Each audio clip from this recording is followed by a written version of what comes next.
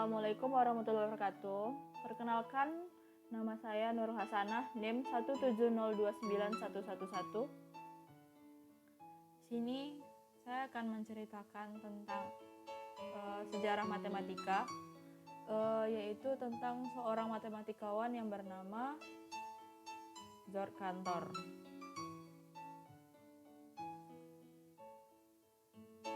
George Cantor ini memiliki nama lengkap yaitu George Ferdinand Ludwig Philipp Cantor. Dia lahir pada tanggal 13 Maret 1845 di Saint Petersburg, Rusia. Dia meninggal pada tanggal 6 Januari 1918 di Halle, Jerman. Dia dikenal sebagai Bapak Teori Himpunan. Selanjutnya, nama ayah George Cantor yaitu George Waldemar Cantor. Ibunya bernama Maria Anna Born dan istrinya bernama Vally Goodman. Cantor ini dia berkebangsaan Jerman. Pendidikan selanjutnya itu pendidikan. Pendidikan yang pertama kali dijalani oleh Cantor ini itu pendidikan di rumah. Ini seperti homeschooling. Jadi setelah itu barulah dia sekolah dasar di Saint Petersburg.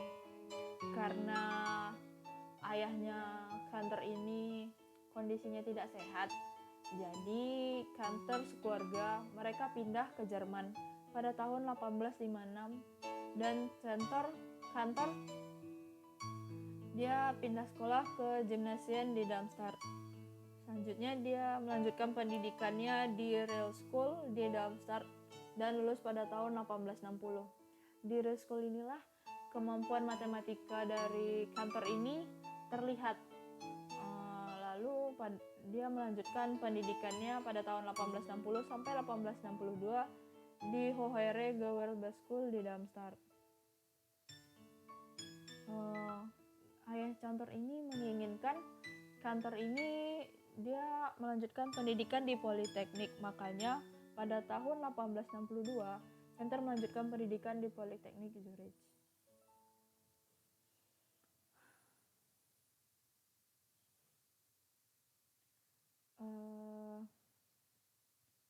Akan tetapi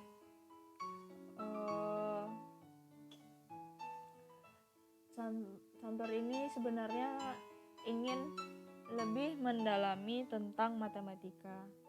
Jadi dia memohon kepada ayahnya agar dia boleh pindah universitas untuk bisa lebih mendalami tentang matematika.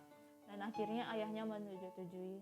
Jadi pada tahun 1863 dia pindah ke Universitas Berlin. Lalu pada tahun 1866 dia melanjutkan pendidikannya di Universitas Göttingen. Selanjutnya itu karir Cantor. Pertama yaitu pada tahun 1867 Cantor ini mengajar di sekolah khusus wanita di Berlin. Di sini dia mengajar tentang teori bilangan. Lalu pada tahun 1869 dia bekerja sebagai privat dosen di Universitas Halle. Lalu pada tahun 1872 dia diangkat sebagai asisten profesor di Universitas Halle. Selanjutnya pada tahun 1879 dia diangkat sebagai guru besar. Dan pada tahun 1884 dia mengajar filsafat. Selanjutnya itu kontribusi Cantor ini dalam matematika. Yang pertama yaitu tentang teori bilangan. Cantor ini menjelaskan tentang teori bilangan dalam disertasinya pada tahun 1867 yang berjudul De Aequationibus Secundi Gradus Indeterminatis. Dia juga menerbitkan 10 makalah tentang teori bilangan. Lalu selanjutnya itu trigonometri. Pada tahun 1869, Cantor menyelesaikan soal ketunggalan representasi dari deret trigonometri. Lalu pada tahun 1870 sampai 1872, Cantor menerbitkan makalah tentang deret trigonometri. Selanjutnya yaitu dalam himpunan. Awal teori himpunan sebagai cabang matematika ditandai dengan penerbitan makalah Cantor pada tahun 1874, yaitu Weber eine Eigenschaft des Inbegriffes aller reellen Algebra-Zahlen, on a property of Zahlen collection of all real algebraic numbers. Makalah ini adalah yang pertama memberikan bukti kuat bahwa ada lebih dari satu jenis infinity. Sebelumnya semua koleksi tak terbatas secara implisit dianggap sama, yaitu berukuran sama atau memiliki jumlah elemen yang sama. Cantor membuktikan bahwa pengumpulan bilangan real dan pengumpulan bilangan positif tidak setara, dengan kata lain, bilangan real uncountable. Selanjutnya, kontribusi dalam matematika. Selanjutnya itu masih dalam hubungan himpunan. Artikel Cantor juga berisi metode baru dalam membangun bilangan transendental. Bilangan transendental pertama kali dibangun oleh Joseph Liouville pada tahun 1844. Cantor ini menetapkan hasil ini menggunakan dua konstruksi. Konstruksi pertamanya menunjukkan bagaimana menulis bilangan real aljabar sebagai urutan A1, 2, 3, dan seterusnya. Cantor memulai konstruksi keduanya dengan urutan bilangan real. Menggunakan urutan ini, ia membangun interval bersarang yang persimpakannya berisi bilangan real tidak dalam urutan. Karena setiap urutan bilangan real dapat digunakan untuk membangun yang nyata tidak dalam urutan. Bilangan real tidak dapat ditulis sebagai urutan. Bilangan real tidak dapat dihitung. Dengan menerapkan konstruksinya pada urutan bilangan real aljabar, Cantor menghasilkan bilangan transendental. Cantor menunjukkan bahwa konstruksinya membuktikan lebih banyak, yaitu mereka memberikan bukti baru dari teorema Liouville. Setiap interval mengandung banyak angka transendental. Selanjutnya, artikel Cantor selanjutnya berisi konstruksi yang membuktikan bahwa himpunan bilangan transendental memiliki kekuatan yang sama sebagai himpunan bilangan real. Lalu pada antara tahun 1879 dan 1884, Cantor menerbitkan serangkaian 6 artikel di Mathematische Annalen yang bersama-sama membentuk pengantar teori himpunannya.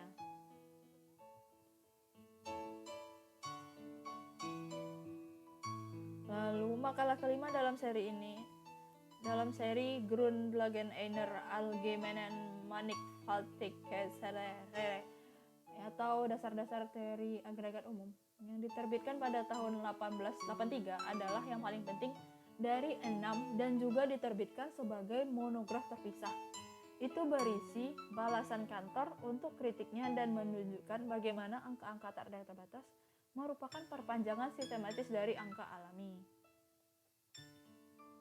Pada tahun 1885, Cantor memperluas teorinya tentang jenis order sehingga bilangan ordinal menjadi kasus khusus jenis order.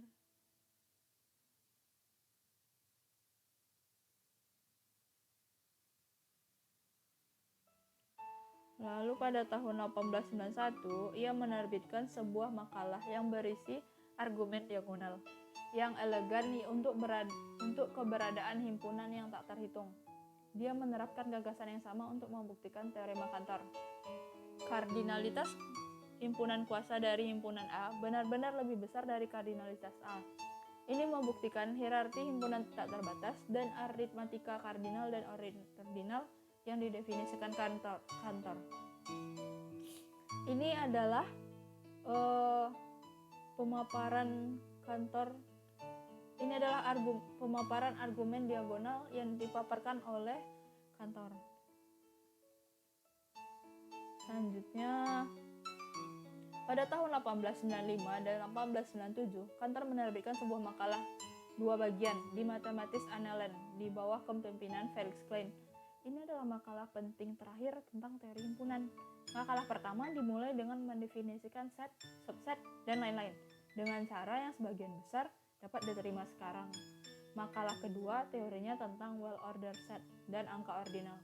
Cantor berusaha untuk membuktikan bahwa jika A dan B ditetapkan dan A yang setara dengan subset dari B dan B setara dengan subset dari A, maka A dan B adalah setara.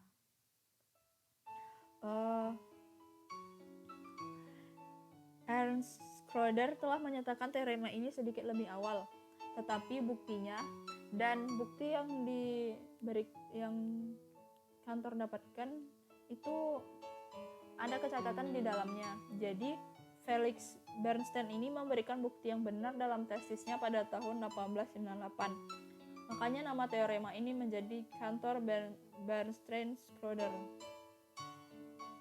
Lalu korespondensi 11.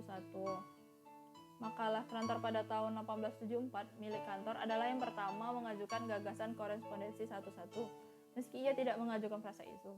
Dia kemudian mulai mencari korespondensi 11 antara titik-titik unit square dan titik-titik segmen garis unit. Dalam suratnya pada tahun 1897 kepada Richard Dedekind, Cantor membuktikan hasil yang jauh lebih kuat. Untuk bilangan positif n, ada korespondensi 11 antara titik-titik pada segmen garis unit dan semua titik dalam ruang dimensi n. Pada tahun 1878, Cantor menyerahkan makalah lain ke Crellis Journal, di mana ia mendefinisikan dengan tepat konsep korespondensi 11 dan memperkenalkan gagasan kekuasaan. Istilah ini diambil dari Jacob Steiner atau kesetaraan himpunan. Dua himpunan setara memiliki kekuatan yang sama jika ada korespondensi 11 di antara mereka. Ini adalah contoh dari korespondensi 11. Selanjutnya, Cantor mendefinisikan himpunan yang dapat dihitung sebagai himpunan yang dapat dimasukkan ke dalam korespondensi 11 dengan bilangan asli dan membuktikan bahwa bilangan rasional dapat dinumerasikan. Dia juga membuktikan bahwa n dimensi Euclidean ruang Rn memiliki kekuatan yang sama dengan real R, seperti halnya produk salinan R yang tak terhitung jumlahnya. Meskipun dia menggunakan secara bebas kemampuan menghitung sebagai sebuah konsep, dia tidak menulis kata dapat dihitung hingga tahun 1883. Selanjutnya yaitu teorema tak terbatas, dan well ordered. Pada tahun 1883,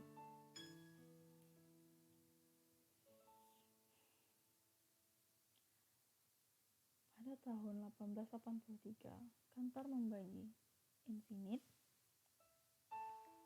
yang infinite menjadi yang transfinite dan yang absolut. Transfinite besarnya meningkat, sedangkan yang absolut tidak meningkat. Sebagai contoh, alfa ordinal bersifat transfinite karena dapat dinaikkan menjadi alfa tambah 1. Di sisi lain, absolute infinite tidak dapat ditingkatkan besarnya karena tidak ada tata cara yang lebih besar untuk ditambahkan. Selanjutnya, Cantor memperluas karyanya pada infinite absolute dengan menggunakannya sebagai bukti. Sekitar tahun 1895, ia mulai menganggap prinsip keteraturannya sebagai teorema dan berusaha membuktikannya. Pada tahun 1899, ia mengirimi Dedekind bukti dari teorema Aleb yang setara. Kardinalitas dari setiap perangkat tanpa batas adalah lab. Pertama, ia mendefinisikan dua jenis multiplisitas konsisten dan multiplisitas tidak konsisten.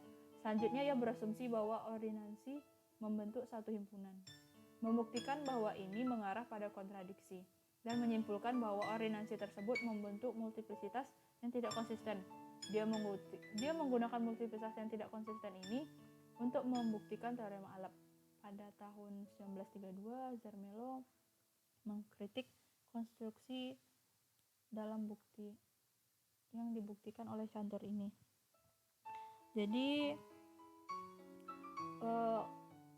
kritikan-kritikan dari Zermelo ini nanti juga mengundang kritikan dari matematikawan yang lain yang menyebabkan nanti munculnya yaitu paradoks, yaitu nanti yang akan ditemukan oleh matematikawan lain. Oke, cukup sekian dari saya. Terima kasih. Maaf jika saya ada salah. Terima kasih. Wassalamualaikum warahmatullahi wabarakatuh.